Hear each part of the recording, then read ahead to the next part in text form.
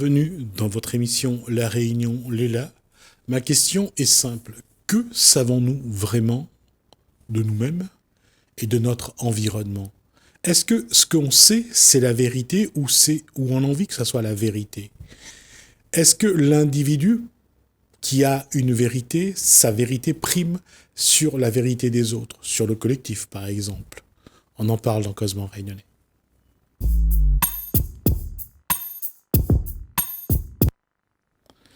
Bonsoir Guy Roger. Bonsoir Gismi.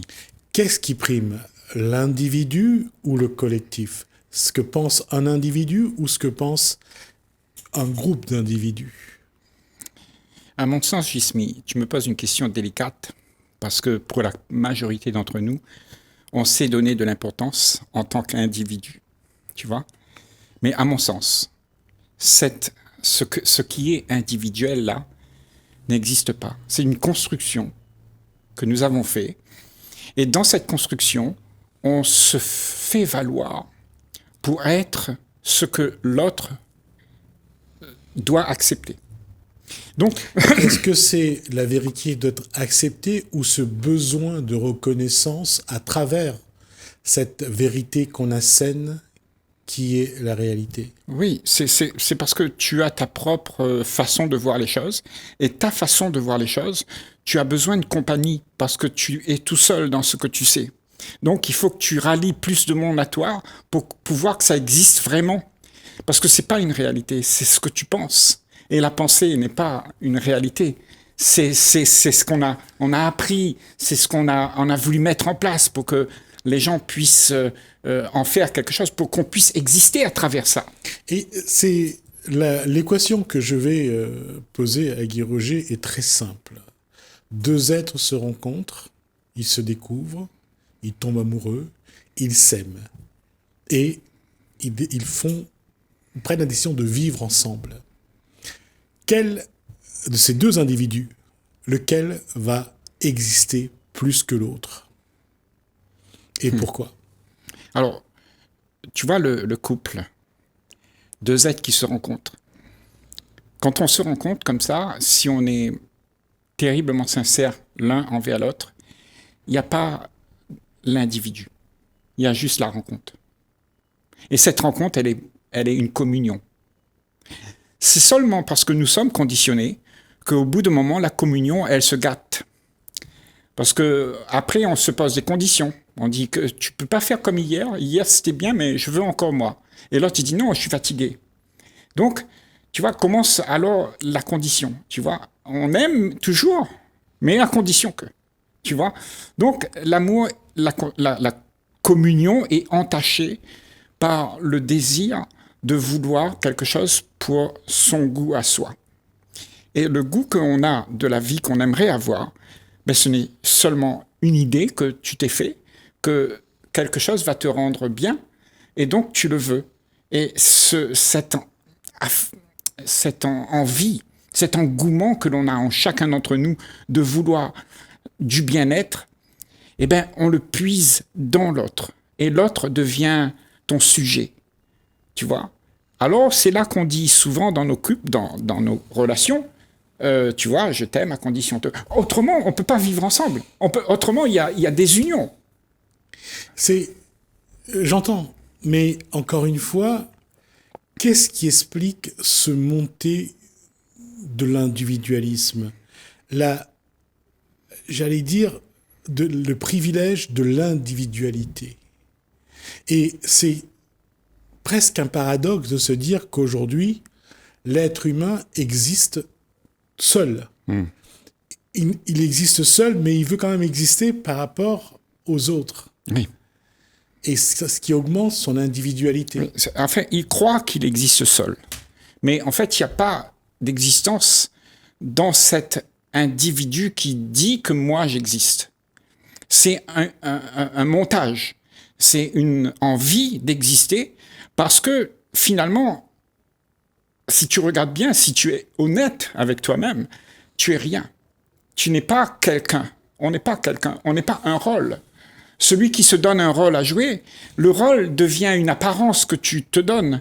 Mais qu'est-ce qu'il y a si tu ne joues pas de rôle? Si tu es juste toi-même, c'est que tu es rien. Et donc, c'est là que la peur vient du regard de l'autre. Parce que l'autre, il va te juger. Il va te dire, mais tu es pas comme nous.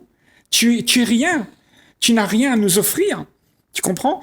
Et le problème avec nous, les humains, c'est qu'on a pris l'habitude que quelqu'un viendra et nous sauvera, nous donnera quelque chose. Et donc, on veut s'habiller de l'apparence pour que l'autre puisse nous reconnaître et puis on puisse être le héros de l'autre personne. Et une équation que j'aime bien poser souvent. Imaginez deux individus qui partent en croisière, le bateau fait naufrage, les deux individus se retrouvent sur une île déserte. Imaginez quelle communication il y aura entre ces deux individus. Quelle belle communication il y aura entre ces individus. Et imaginez un individu tout seul, comme dans le film avec celui qui a joué Forrest Gump, Tom Hanks, tout seul sur une île. Vous avez deux cas où là, la communication, elle est différente. Certainement. Mais tu regardes tous ces gens qui ont été naufragés sur une île, qui s'est retrouvé tout seul avec peut-être après avec quelqu'un. Au bout d'un moment, il y a l'envie de construire quelque chose qui soit à mon goût, tu vois. Et c'est alors que là, ça se dégrade, parce que nous voulons toujours plus et nous n'en avons jamais assez. Et la vie, à ce moment-là, n'est pas vécue. C'est la vie que tu aimerais vivre. Au moment où tu te rends compte que tu es seul au monde avec une autre personne et qu'il n'y a plus l'histoire d'il y a toi, toute l'histoire est effacée de ta tête, ben, tu vis ce qu'il y a. Et vivre ce qu'il y a, c'est la plus belle chose que tu puisses faire dans ta vie. Parce que vivre ce que tu aimerais, c'est beaucoup de tracas. C'est beaucoup de tracasseries, de construire, de vouloir, d'aménager, de contrôler pour pouvoir faire en sorte que les choses soient à mon goût. Alors moi, je dis que les choses qui seront à ton goût ne seront jamais à ton goût. Parce que ça ne peut pas exister. Ce que tu inventes n'est pas la réalité. C'est seule la réalité qui peut vraiment te combler, mais tu cherches quelque chose qui est illusion, et l'illusion, eh ben, t'échappe tout le temps. Parce que c'est éphémère, c'est quelque chose que tu inventes, c'est un idéal que tu veux vivre. Et cet idéal, en fait, nous en avons tous en nous, tu vois, en tant qu'individus, parce que nous sommes tellement acculés dans nos petits mondes de confort et de misère que nous pensons à un peu de bonheur. Donc on veut la joie, on veut le bonheur, on veut trouver quelque chose qui va nous sortir de nos carcans, tu vois. Et donc là vient l'activité de l'homme. Donc on veut le bonheur, on cherche tout le temps à avoir quelque chose et on n'est jamais satisfait. Le syndrome de l'île déserte, pourquoi? Parce que sur l'île déserte, on n'a pas un environnement comme on en a aujourd'hui. C'est-à-dire qu'il n'y a personne, il n'y a pas le confort matériel, il y aura l'obligation de trouver de la nourriture tous les jours, c'est une survie permanente. On déplace le cadre. Et là, nos priorités changent. Oui. Et comme on est tout seul sur une île avec quelqu'un, préserver cette personne, c'est vraiment votre univers. Parce que demain, si la personne disparaît, c'est vous qui êtes seul. D'accord?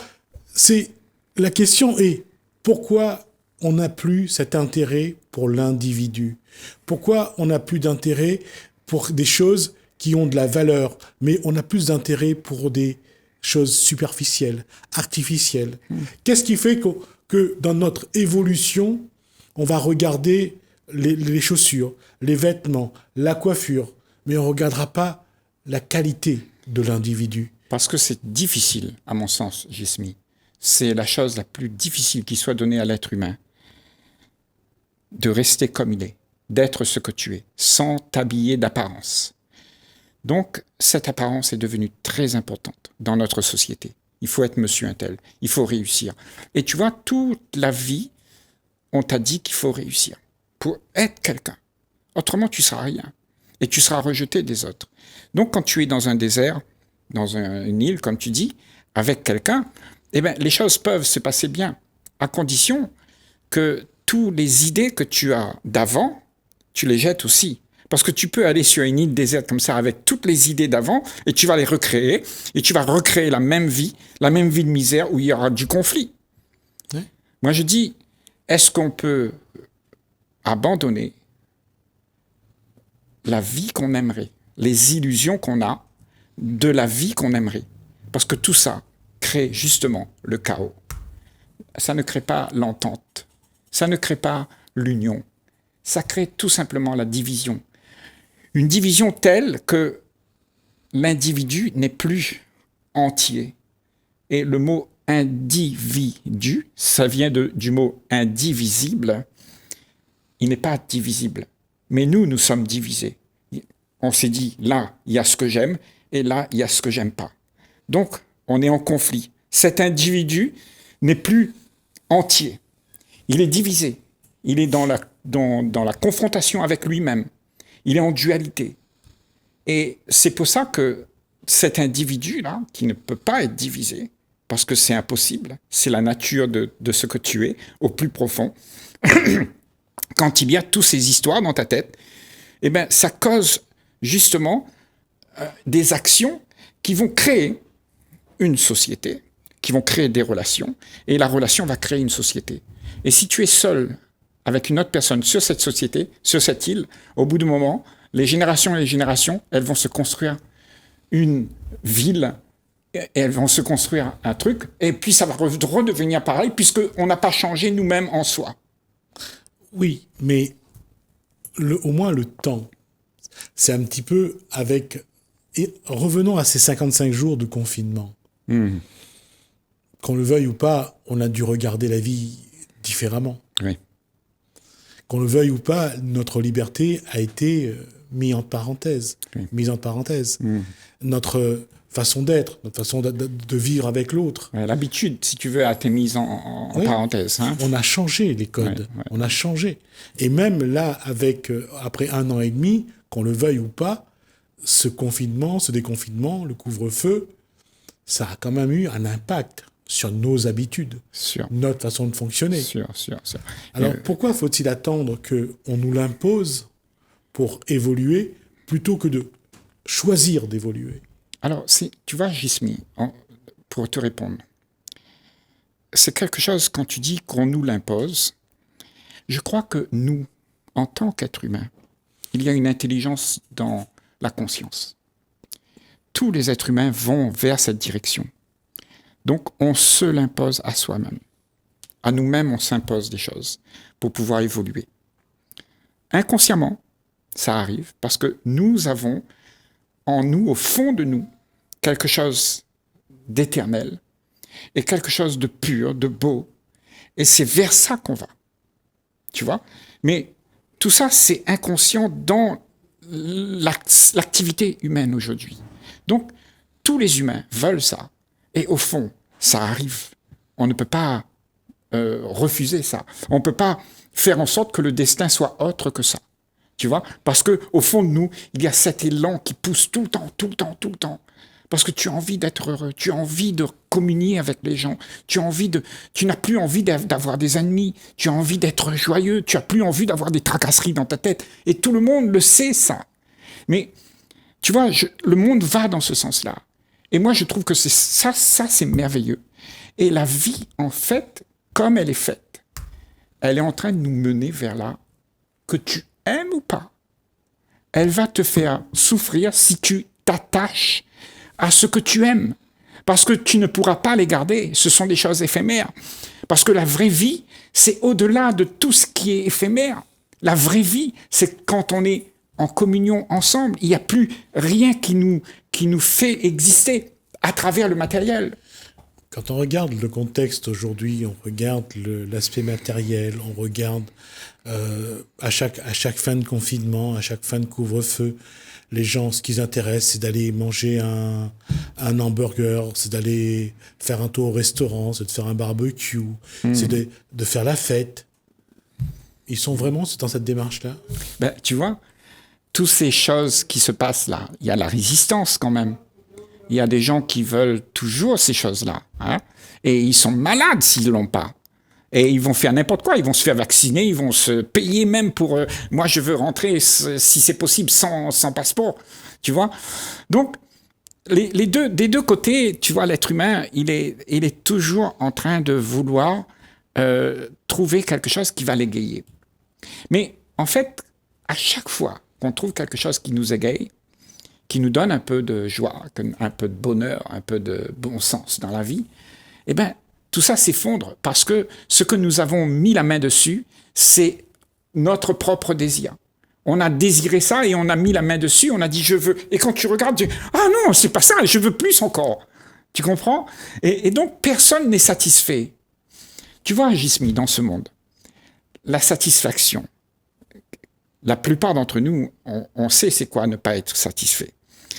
Mais tu vois, il suffit de rien pour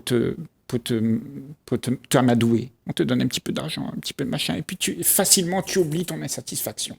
Donc tu continues à vivre pareil, tu vois, et tu crois que c'est bien, tu vois. Et on ne fait que ça, et on reconduit tout ça. Tout le temps, on essaye d'éviter l'insatisfaction. Et on ne cherche pas à aller regarder qu'est-ce qu'il y a dans la racine de cette insatisfaction, parce qu'on veut l'éradiquer. Mais moi, je dis, si tu sais rester avec cette insatisfaction, eh ben, tu vas trouver quelque chose de beaucoup plus profond. Mais nous ne voulons pas de ça. Donc, nous avons l'envie d'être satisfaits immédiatement. Comment être satisfait de l'insatisfaction? Je dirais pas être satisfait de l'insatisfaction, mais de ne pas fuir ce qui te donne pas l'envie d'être bien. Parce que la satisfaction, c'est quoi? L'insatisfaction, c'est parce que tu n'as pas ce que tu voulais. Donc, tu es toujours en quête de quelque chose. Et tout ce que tu as eu, il y a eu une déception. L'insatisfaction, c'est la déception.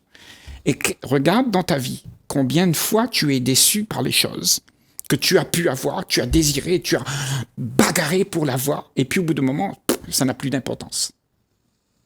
Combien de fois? On a acheté une voiture, c'est bien, 2-3 premiers jours, ça va, mais après, un morceau de tôle, quoi, on s'en fout.